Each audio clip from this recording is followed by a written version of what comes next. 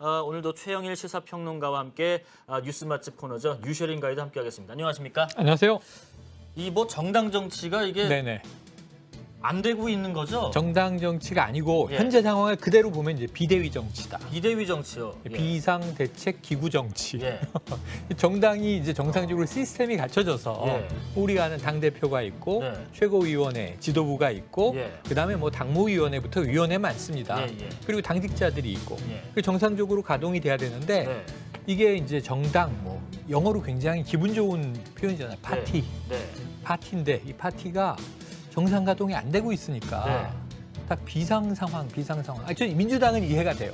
그렇죠. 계속 네. 선거에서 패배했어. 패배해서 이제 쇄신해야 그래서 된다. 너덜너덜해지고 네. 이제 우리가 혁신해서 예. 다시 수권 정당으로 가자.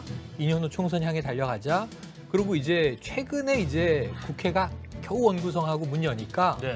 야당 의원들 만나서 얘기 들어보면 어우 이제 야당 의원이라는 걸 이제 절실히 실감한다. 느끼고 있다. 예. 그동안은 어영부영 몰랐던 거예요. 예. 뭐 국회가 가동이 안 됐으니까. 그렇습니다. 근데 그건 그렇다 치고 뭐 정의당도 이해가 돼요. 예. 왜냐면 왜냐면 지금 존재감이 없다라고 비판을 받고 선거에서 계속 국민들에게 이 선택을 못 받은 건 예. 둘째치고 존재감을 못 보여줬잖아요. 예, 예. 그럼 뭐가 달라졌냐? 뭐 어떤 정당이냐? 네. 색깔이 뭐냐? 물음표니까 예. 그걸 이제 다시 재정립을 하기 위한 내부적인 노력을 한다 치는데 야당들은 그렇다 치는데 네.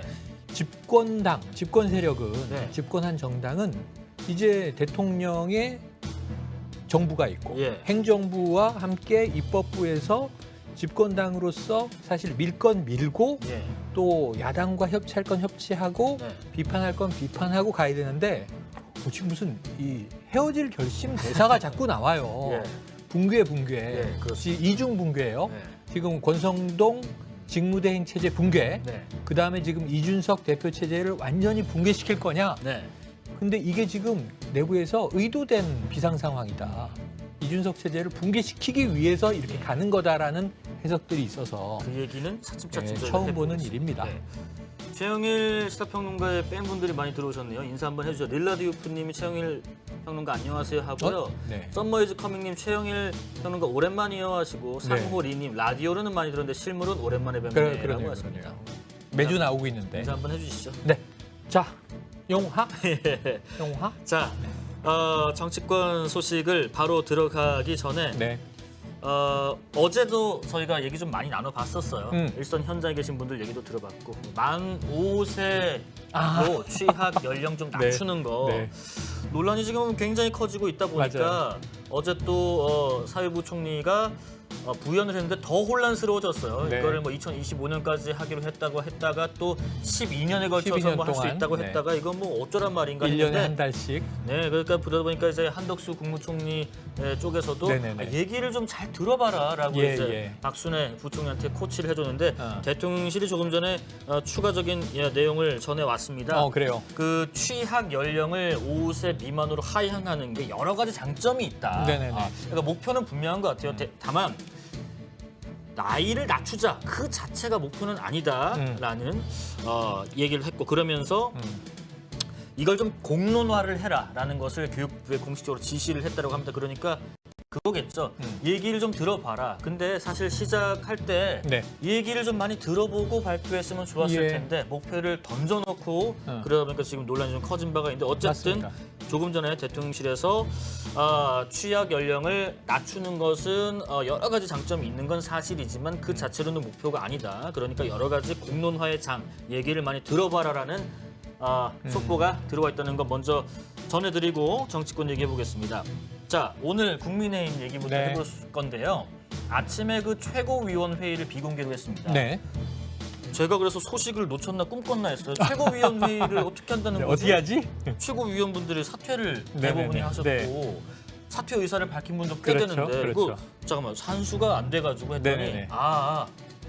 여러 가지 예, 예. 할 수 있는 장치를 걸어놨었더라고요. 그렇죠. 사퇴 수리를 안 한 분들이 그러니까 몇 분 이게 있었던 것 우리가 같아요. 이거를 잘 봐야 돼요. 예.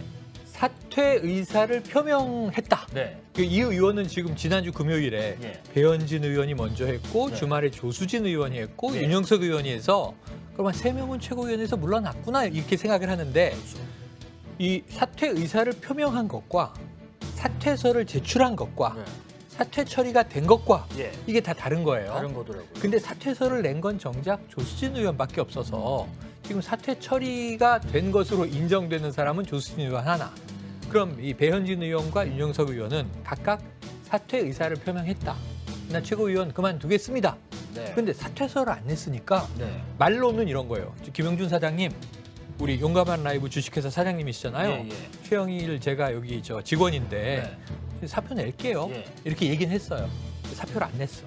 행정 처리가 안 되잖아요. 그러네요. 그러면은 계속 출근을 하는 거지 뭐. 근데 뭐 들어보니까 본인 의지 때문에 안 낸 건 아니고 여러 가지 사정 때문에 아직 안 냈다고 하는데 오늘 그 최고위 의결 끝나고 나서 순서대로 얘기를 한번 들어봤습니다. 박경수 원내대변인한테 얘기를 했습니다. 이게 지금 사퇴 쇼였다라는 비판인데 어떻게 김용태 생각하시나? 최고위원이 그 얘기를 했죠. 예. 그래서 이거는 아까 말씀하신 대로 당 지도부에 제출돼서 사직원이 법률상으로는 수리가 안 되면 사퇴가 네네네네. 되는 게 아니다. 네네. 그리고 이제 기본적으로 비대위가 출범하기 전까지는 최소한의 기능을 유지해야 하는 거 아니겠느냐. 그래서 오늘 이렇게 차직절을 좀 제출하는 걸 보류해달라고 네. 최고위원들께도 말씀을 드려서 오늘 정족수가 충족돼서 한 거다. 네. 배현진 의원한테도 그랬어요. 이거 위장 사퇴라는 비판이 네네. 있다고 했더니 배현진 의원이 전혀 그렇지 않고 당의 지금 비상 상황으로 상전해서 어제 당론에 따라서 인수인계 시간이 필요하다. 그래서 이거를 원내대표께서 요청을 하셨다. 그러니까 사퇴서를 좀 이따 내달라고. 윤영석 의원 마지막으로. 그러면 오늘로 최고위는 끝난 거 맞죠? 네. 이제 또 이렇게 안 모이는 거죠? 했더니 그렇다. 실제로는 사실상 오늘 마지막이다. 이게 무슨 말인가 싶어요. 그러니까. 어쨌든 결론.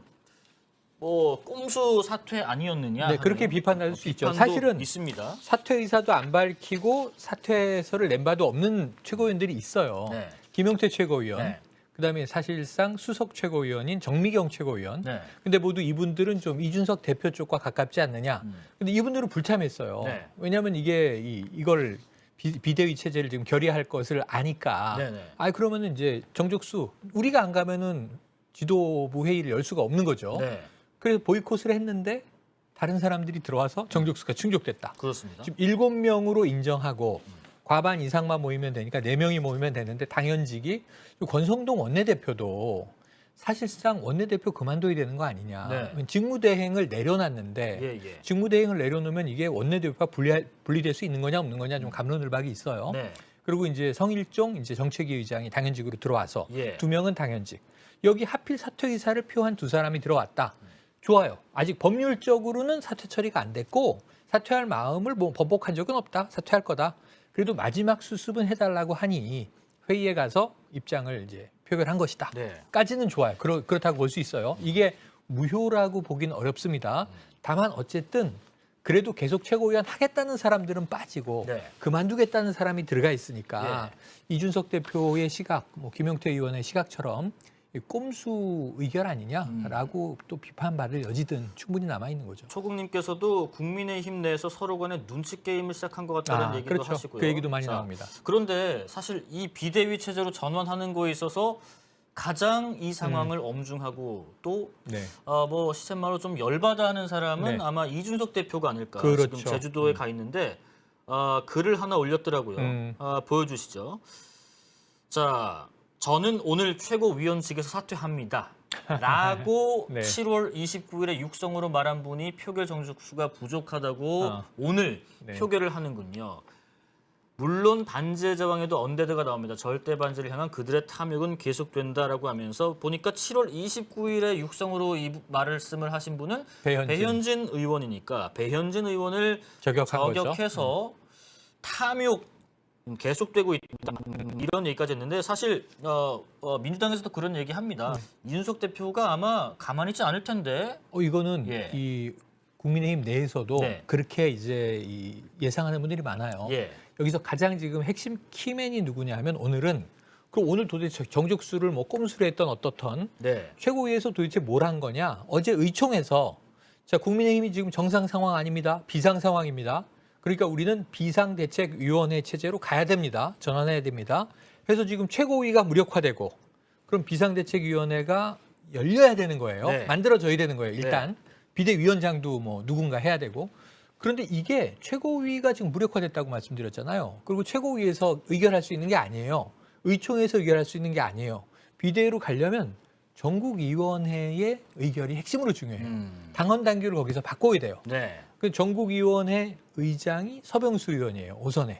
그 서병수 의장이 이 의결을 처리하도록 해야 되는데 네. 그러려면 최고위에서 넣든가 네. 아니면 전국위원회 100명 중에 25명 이상 한 4분의 1이 이거 처리합시다. 예. 하든가 해야 되거든요. 예. 그 최고위에서 오늘 의결을 해서 이 안건으로 만들어서 상임 전국위로 넘긴 거예요. 예. 근데 이제 서병수 의원이 사실 며칠 동안은 좀 반대 의견 혹은 뭐 고민해 보겠다는 의견 했는데 오늘 저 방송 전에 라디오 인터뷰에서 그런 얘기했습니다. 네.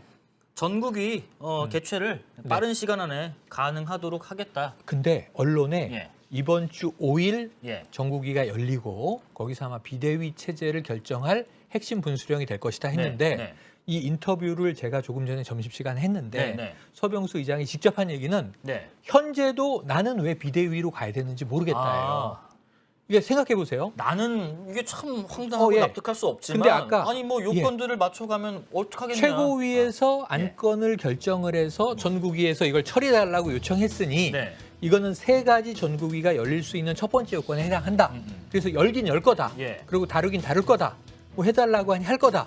근데 본인의 생각은 지금 비상대책위로 가야 될 이유, 왜 네. 비상 상황인지를 모르겠는 게 7월 11일에 이준석 대표가 징계를 딱 받고 이건 고리가 아닙니다. 그때 사고입니다. 6개월 동안은 권성동 원내대표가 직무대행하면 됩니다. 하고 정리된 이후에 7월 11일 지금 8월 2일에 뭐가 달라졌죠? 예. 국민의힘 내부에서 뭐가 달라진 게 없다는 거예요. 하나 달라진 게 이른바 문자 유출 사건 때문에 시끌시끌했죠. 대통령 지지율이 많이 떨어졌죠. 예. 그 부분 외에는 비상 상황이라고 인지해야 될 최고위가 도대체 일을 못할 그 정도의 사태가 뭐냐. 그래서 이준석 대표 얘기가 이거예요. 지금 비상 상황이기 때문에 비대위를 만들려는 게 아니라 네. 비대위를 만들기 위해서 비상 상황을 만든 게 아니냐. 그럼 이 비상 상황이 뭐냐?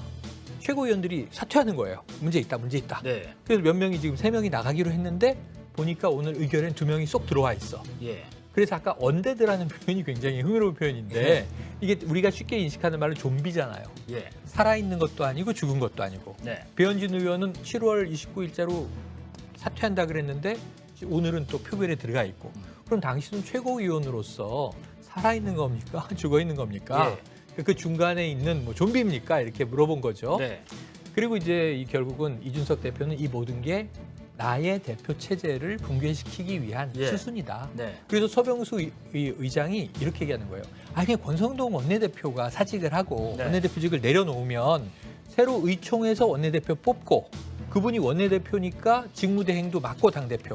그럼 최고위를 새로 꾸리는데 그걸 비상대책위의 기능에 준하는 것으로 최고위를 끌고 가면 쉽게 갈 수 있는데 비대위를 전국위에서 이걸 결의하기 위해선 당헌 당규 뜯어고치고 비대위원 또 임명하고 비상대책위원장도 또 임명하고 복잡한 과정을 가는데 왜 이렇게 힘들게 가냐 이거예요.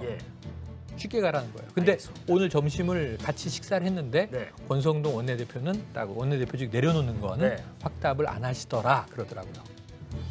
김지현님 오해하시네요. KBS 신난내 국민의힘이 안 되니까 아닙니다. 저희 민주당 얘기도 잠시 후에 다룰 테니까 조금만 기다려주세요. 지금 가슴 아파하는 게 잘 안 느끼셨구나. 집권당이 이렇게 하면 국민들이 힘들죠. 자, 그리고 어제 오후 저녁쯤에 결과 나온 게 있는데 그 얘기도 잠깐 해볼게요. 논문 표절 의혹이 많이 제기됐었던 김건희 여사 논문 관련해서 국민대학교가 결론을 냈습니다. 8개월 만에 재조사 결과는 4편 중에 3편은 연구 부정 행위에 해당하지 않는다. 그러니까 표절이라고 볼 수 없다. 다른 한 편은 학회의 기준을 알 수 없어서 검증할 수 없다. 결론. 뭐 어떻게 할 수 없다. 문제 없다. 자, 그런데 지금 그래픽 나오고 있죠. 사이트 디자인 관리성, 정보 제공성 등등등등부터 가설은 채택된다라는 부분. 컨트롤 CV 똑같다는 부분이 있다 보니까 이게 지금 왼쪽이 이제 개명 전에 김명신이라는 이름으로 김건희 여사의 학술 논문. 네. 그리고 오른쪽이 다른 논문인데 이게 뭐 컨트롤 CV 아니냐 뭐 이런 비판들이 있었고 다른 논문도 비슷한 예가 의혹이 좀 있었는데 이게 이제 영문 초록이고 자 그런데 국민대가 어제 내 편에 대해서 그와 같은 재조사 결정을 내리고 나서 국민대 졸업생들이 이제 또 글을 올렸더라고요. 이어서 보여주시죠.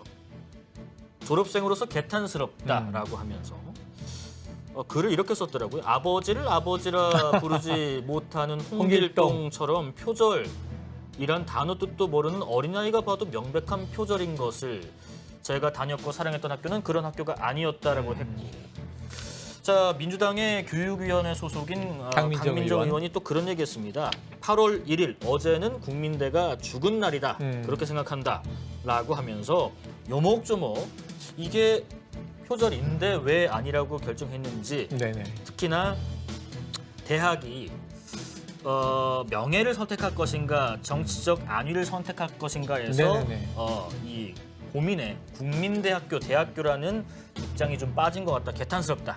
이런 비판을 하고 있네요. 이거는 좀 비판을 받을 만해요. 저도 뭐 학계의 일원으로 저도 대학에서 가르치기도 하고 전임은 아니고 겸임이지만 매 학기 학생들을 만나고 그것도 한 20년 가까이 있습니다.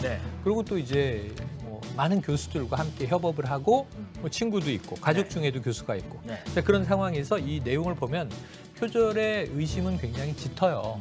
그리고 요즘에는 이걸 뭐 국민들이 그 논문을 다 읽어보고 이거 표절이네 아니네 뭐 5천만 명 이상 표현할 게 아니라 표절을 잡아내는 프로그램들이 잘 돼 있습니다. 그냥 돌립니다.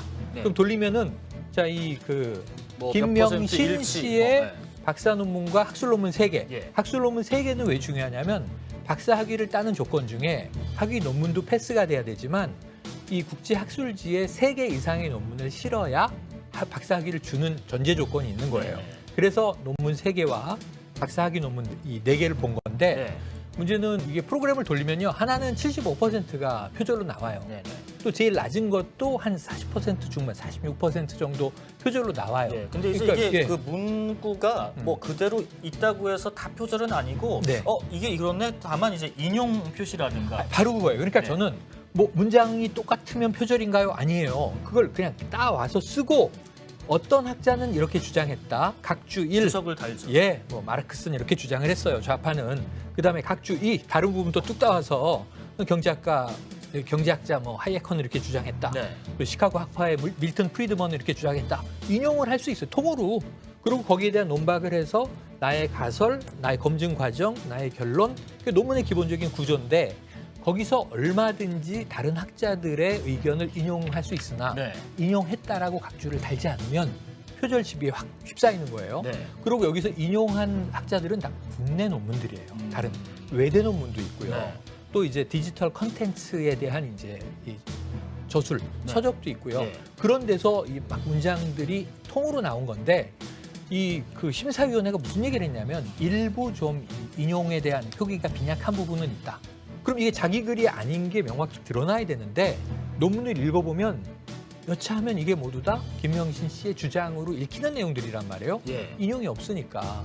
그리고 거기에 대한 어떤 이 위의 문장은 뭐 어느 학자의 주장인데 나는 이것을 지지한다. 나는 이것에 반론을 제기한다. 나는 이것을 비판한다라는 게 없이 도로록 나가요. 현황글들이. 그래서 이것은 표절의 시비가 높고 그럼 두 번째. 인용 처리도 제대로 안 돼 있고 각주 처리가 매우 부족해요. 이게 125쪽 정도 되는 논문에서 각주가 20개 내외 정도예요. 이건 굉장히 지금 이 주석을 제대로 안 단 거거든요. 인용 처리도 제대로 안 한 거. 그러면은 이거는 저는 박사가 아니지만 뭐 이제 교수의 입장에서 이걸 이제 학생 리포트라고 치면 이거는 통과가 어렵겠다 이번엔. 보완해 와라. 그럼 돼요. 그리고 이게 심각한 문제는 뭐냐면 제목에 이게 좀 희화화되고 있는데 제목에 멤버 회원 유지에 관한 논문인데 제일 심각한 게 논문 제목에 멤버 유지 영어로 YUJI 이 표지를 보면요 저는 지도교수분이 나온 이걸 표지를 보면요 오, 이게 정상이에요. 영화에 나올 법한. 이게 정상이 이게. 다시 해. 아니 지금 너 지금 이거 번역기 돌렸니?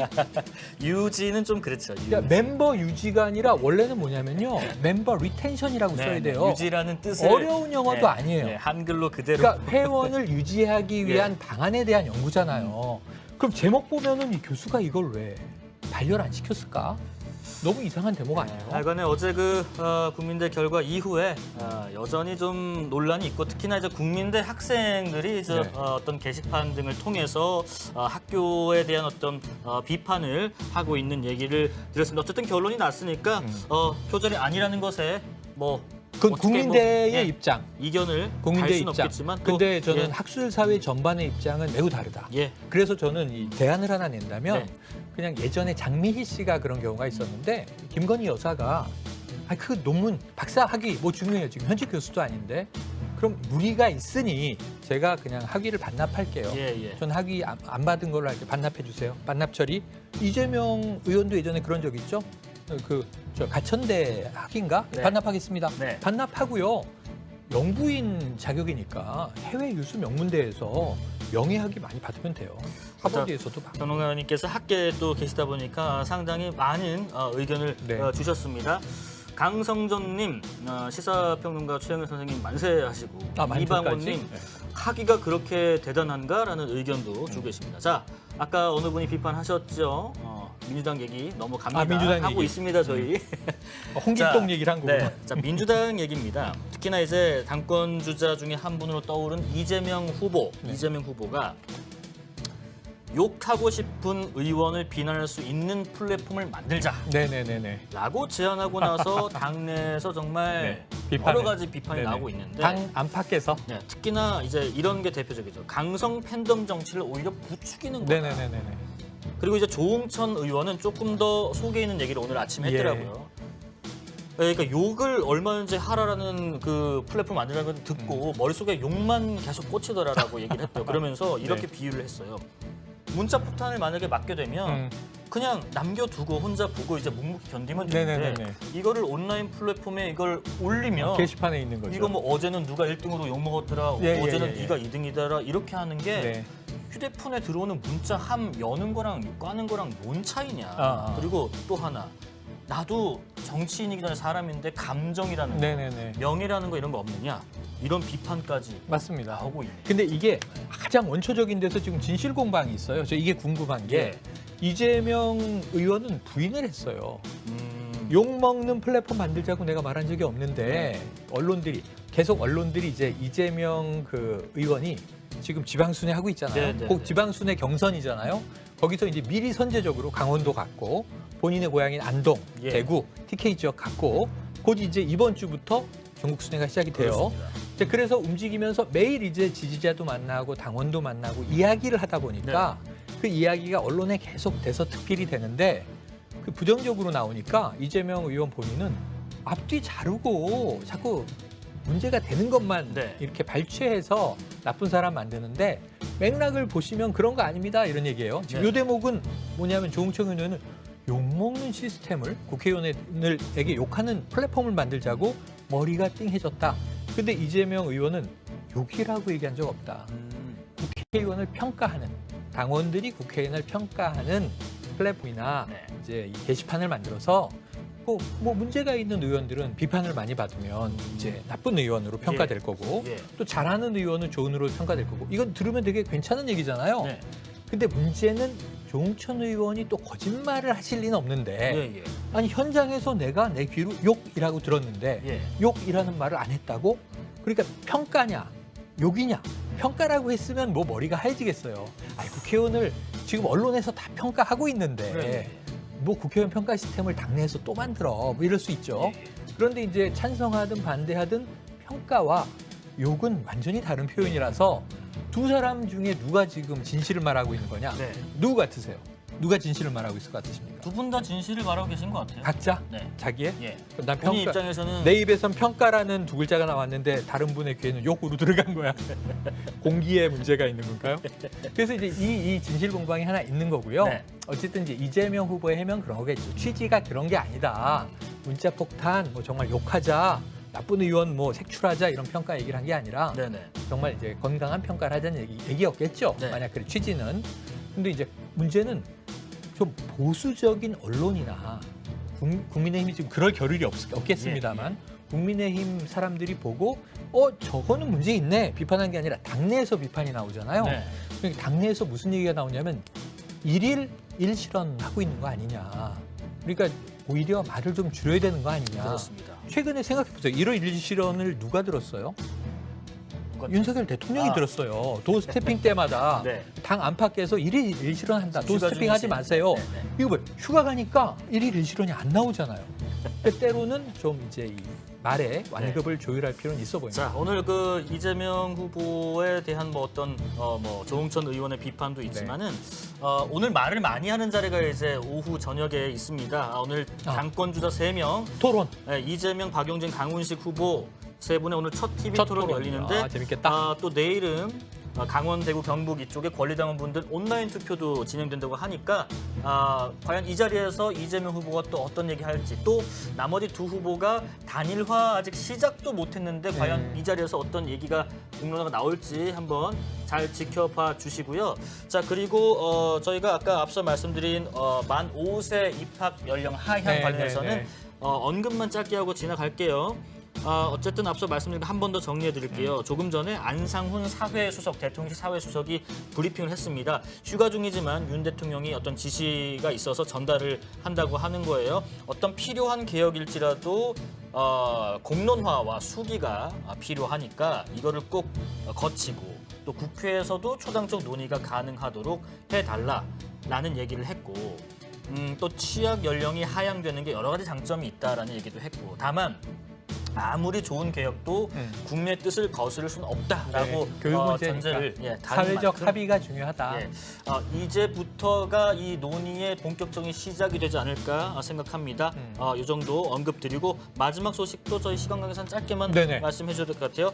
자 지금 저 미국의 낸시 펠로시 미 하원 무서워요. 의장 의전설도 꽤 미국에서 높습니다. 3위. 아시아 순방 시작을 이미 했는데 오늘 밤 혹은 내일 중에 타이완을 들를 가능성이 크다라는 얘기했더니 중국이 미사일로 쏴버린다. 격추한다. 핵실험한다.